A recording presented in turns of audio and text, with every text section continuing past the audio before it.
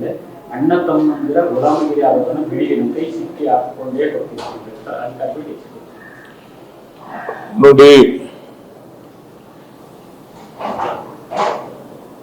ಕೇಂದ್ರ ಸಚಿವರಾದಂತ ಕುಮಾರಸ್ವಾಮಿ ಅವರಿಗೆ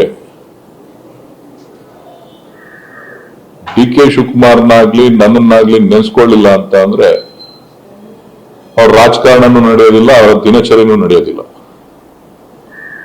ಸೊ ಹಾಗಾಗಿ ಪ್ರತಿಯೊಂದು ವಿಚಾರಕ್ಕೂ ಕೂಡ ನಮ್ಮನ್ನ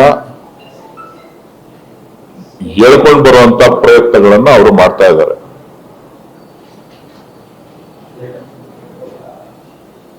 ಇವತ್ತು ಏನು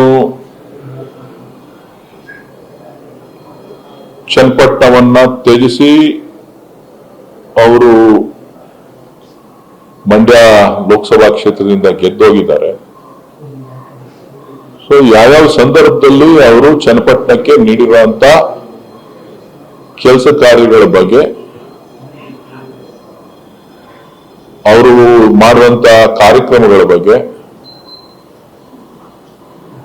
ಅವರು ಭೇಟಿ ಕೊಟ್ಟು ನಡೆಸಿದಂತ ಸಭೆಗಳ ಬಗ್ಗೆ ಎಲ್ಲ ಕೂಡ ಮಾಧ್ಯಮಗಳಲ್ಲಿ ದಾಖಲೆ ಇದೆ. ತಾವೇ ಚನ್ನಪಟ್ಟಣಕ್ಕೆ ಎಷ್ಟು ಬಾರಿ ಭೇಟಿ ಮಾಡಿದ್ರು, ಏನೇನ್ ಕೆಲಸ ಮಾಡಿದ್ರು ಎಲ್ಲವೂ ಕೂಡ ನಿಮ್ಮ ಹತ್ರನೇ ಇದೆ. ನೀವೇ ಅದನ್ನ ಪರಿಶೀಲನೆ ಮಾಡಿ ಯಾವ್ದು ಸರಿ ಯಾವ್ದು ತಪ್ಪು ಅಂತ ಹೇಳಿ ನೀವೇ ವ್ಯಾಖ್ಯಾನ ಮಾಡಬೇಕು ಅಂತ ಹೇಳಿ ನಾನು ತಮ್ಮಲ್ಲಿ ಮನವಿ ಮಾಡ್ತೇನೆ. ಮುಂದೆ ನಮ್ದೇ ಸರ್ಕಾರ ಬರುತ್ತೆ, ಬರದೇ ಇರೋದಿಲ್ಲ. ಅವಾಗ ಆಟೋನಲ್ಲಿ ನೋಡಿ, ಜನ ನರೇಂದ್ರ ಮೋದಿ ಅವರಿಗೆ ಆಶೀರ್ವಾದ ಮಾಡಿದ್ದಾರೆ, ಕೇಂದ್ರದ ಮಂತ್ರಿ ಆಗಿದ್ದಾರೆ. ಇಲ್ಲಿ ರಾಜ್ಯದಲ್ಲಿ ಕಾಂಗ್ರೆಸ್ ಸರ್ಕಾರ ಗಟ್ಟಿಯಾಗಿದೆ. ಜನರನ್ನ, ಅಧಿಕಾರಿಗಳನ್ನ ಬೆದರಿಸುವಂತದ್ದು ಮೊದಲಿಂದನೂ ಮಾಡ್ಕೊಂಡು ಬಂದಿದ್ದಾರೆ, ಈಗಲೂ ಅದನ್ನ ಮುಂದುವರಿಸ್ತಾ ಇದ್ದಾರೆ.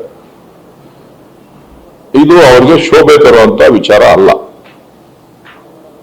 ಸುಳ್ಳು ಹೇಳೋದನ್ನ ಸ್ವಲ್ಪ ಕಡಿಮೆ ಮಾಡಿಕೊಂಡ್ರೆ ಒಳ್ಳೇದು ಅಂತಕ್ಕಂಥದ್ದು ನನ್ನ ವೈಯಕ್ತಿಕ ಅಭಿಪ್ರಾಯ. ಸುಳ್ಳು ಮತ್ತು ಜನರನ್ನ ದಾರಿ ತಪ್ಪಿಸುವಂಥದ್ದು.